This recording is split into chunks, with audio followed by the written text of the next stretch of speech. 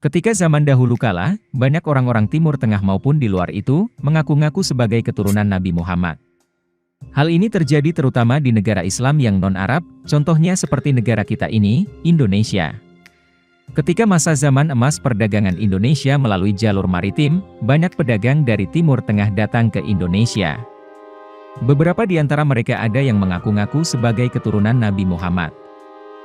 Tingkat informasi dan pengetahuan masyarakat yang terbatas kala itu mengakibatkan masyarakat mudah percaya pada bualan orang-orang tidak bertanggung jawab tersebut. Asalkan berwajah Arab, pandai ilmu agama, dan bisa mengelabui masyarakat, maka sudah dipastikan masyarakat akan tertipu.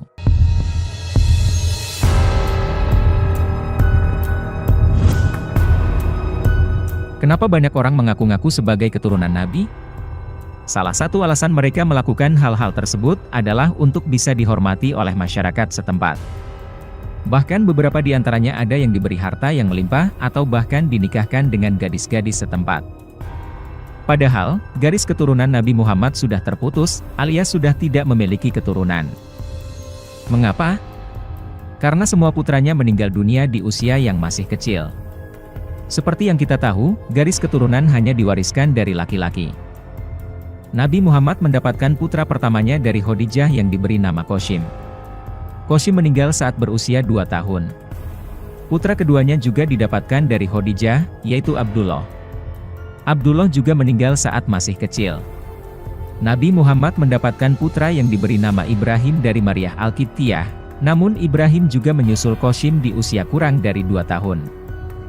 Anak-anak Nabi Muhammad yang berhasil hidup sampai usia dewasa, keseluruhannya berjenis kelamin perempuan, yaitu Zainab, Ruqayyah, Ummi Kultsum, dan Fatimah. Apakah mereka menikah dan punya anak laki-laki? Ada.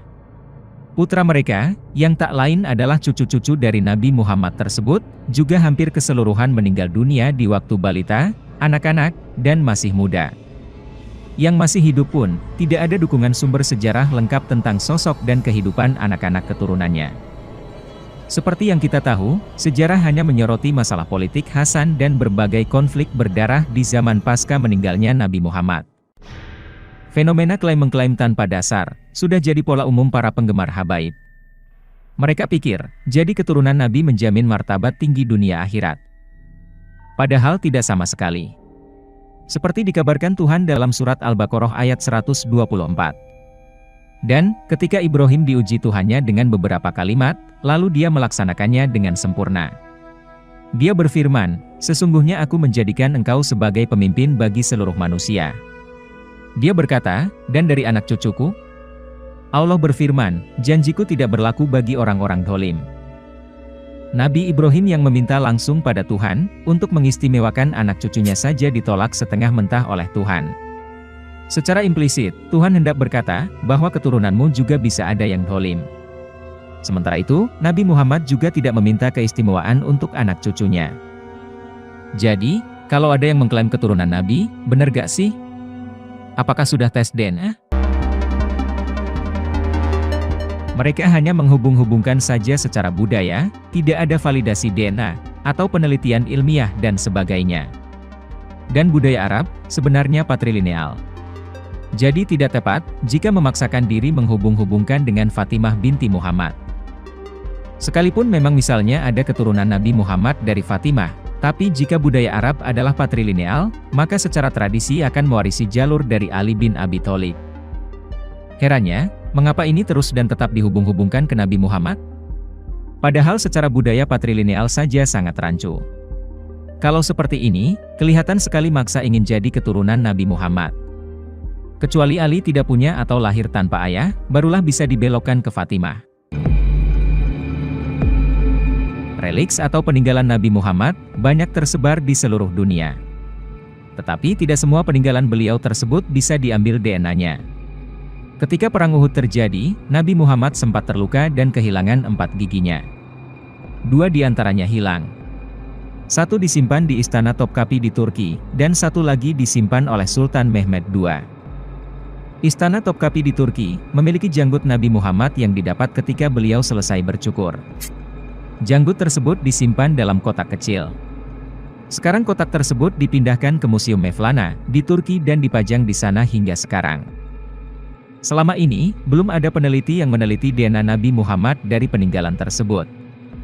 Selain itu, karena peninggalan-peninggalan beliau tersebut rata-rata sudah berumur lebih dari 1400 tahun, kemungkinan DNA yang didapat pun juga masih meragukan. Jangankan untuk mendapatkan DNA-nya, untuk mendapatkan selnya saja sangatlah sulit, karena jaringannya sudah sangat tua. Jikalaupun dapat ditemukan, rantai-rantai DNA yang didapat dari sel-sel yang berumur sangat tua kemungkinan sudah rusak dan sulit diteliti.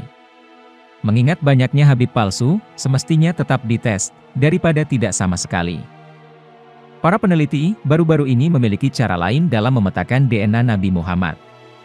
Caranya yaitu dengan memetakan y-DNA short tandem repeat dari keturunan Nabi Muhammad yang berada di zaman sekarang, untuk melihat mundur ke belakang. Y-DNA hanya terdapat di laki-laki saja. DNA dari para Habib, dikumpulkan dari seluruh dunia dan dilihat kesamaannya. Setelah itu, data DNA tersebut dicocokkan satu sama lain, sehingga nanti menjadi template tunggal untuk menentukan keaslian keturunan Nabi Muhammad. Dari data ini, saya tidak menemukan ada Habib dari Indonesia yang ikut tes DNA. Kelemahan dari teknik ini, adalah tidak bisa memetakan secara langsung DNA Nabi Muhammad. Pemetaan mundur ini hanya bisa dilakukan dengan melihat y-DNA, atau DNA dari nenek moyang laki-laki.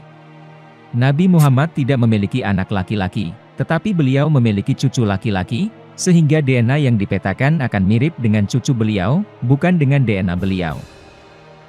Kemarin-kemarin, juga pernah ada kehebohan tentang hasil tes Najwa Shihab, yang jelas-jelas keturunan Habib.